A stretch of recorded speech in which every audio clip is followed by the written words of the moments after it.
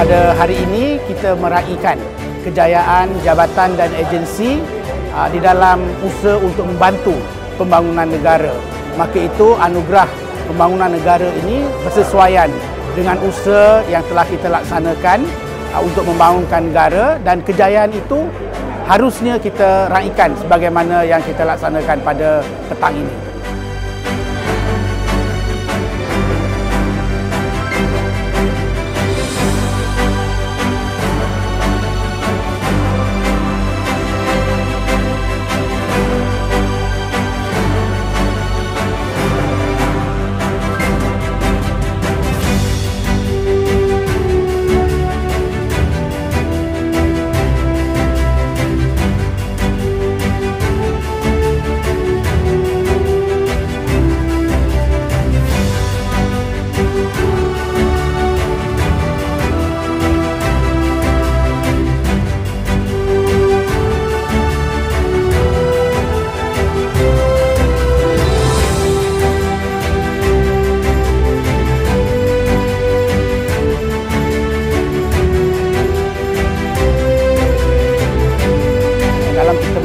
Pemenang-pemenang untuk anugerah pembangunan negara ini, tentunya salah satu kriteria utama adalah dari segi keupayaan jabatan ataupun agensi membelanjakan peruntukan yang telah pun disediakan, terutamanya peruntukan development expenditure, ataupun kita panggil capex bagi negara ini. Dan selain daripada itu, kriteria utama juga kita berikan penelitian ke atas laporan-laporan audit pada jabatan dan agensi, dan ini merupakan dua kriteria utama yang diberikan perhatian supaya kita membelanjakan ataupun usaha-usaha pembangunan negara ini harus mengikuti aturan-aturan yang telah pun ditetapkan dari segi peraturan keuangan, peraturan proses dan juga prosedur pelaksanaan projek dan juga kerja-kerja.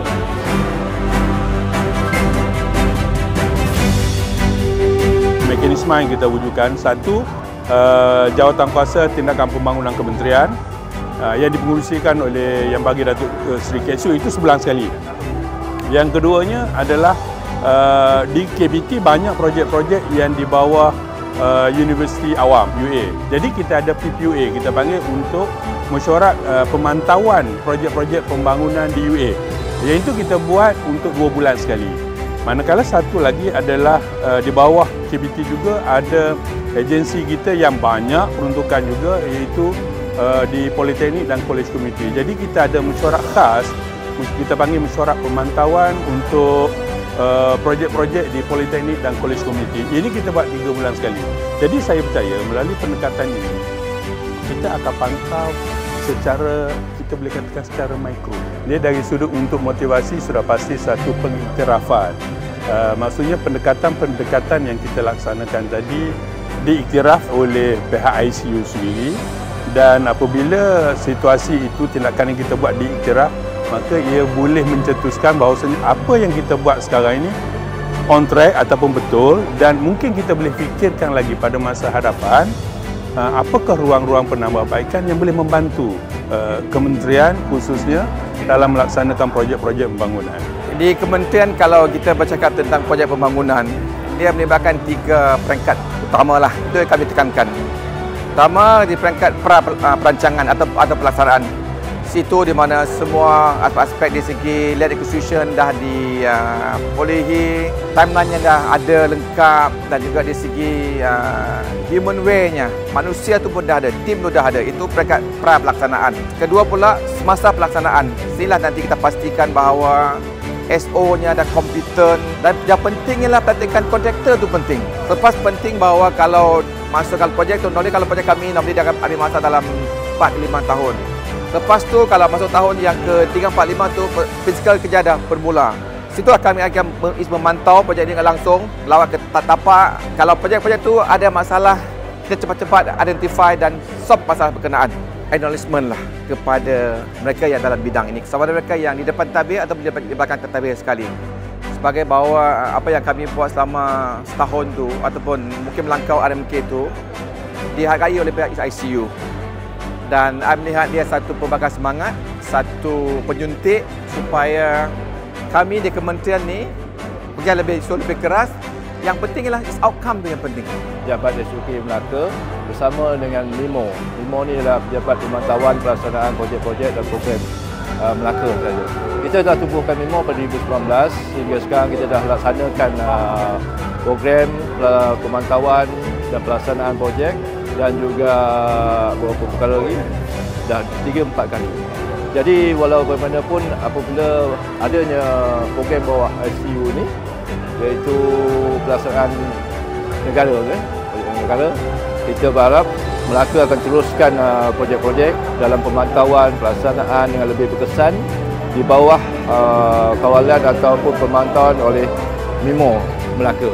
Jadi kami di Melaka bersama dengan Yang Amat Berhormat Ketua Menteri sering memastikan semua projek-projek yang dilaksanakan di Melaka menepati masa dari segi masa, kewangan dan yang lebih utama dia akan memberi manfaat kepada rakyat Melaka keseluruhan. Kita adalah merupakan penerima peruntukan yang agak besar dalam projek pembangunan di mana kita telah diperuntukkan sebanyak dalam bajet 2024 sebanyak 58.7 bilion club.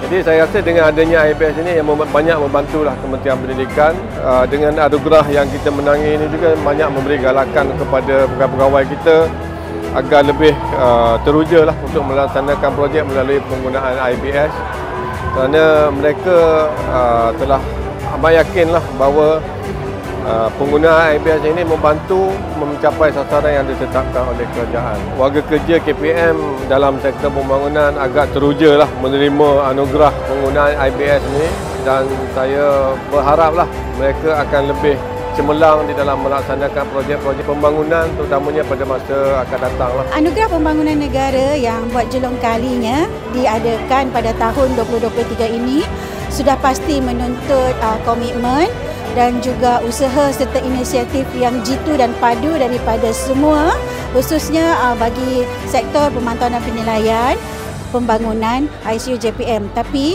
bagi merealisasikan kejayaan dan juga kecemerlangan pada hari ini, kita menghimpunkan pelbagai usaha daripada semua bahagian di ICU JPM.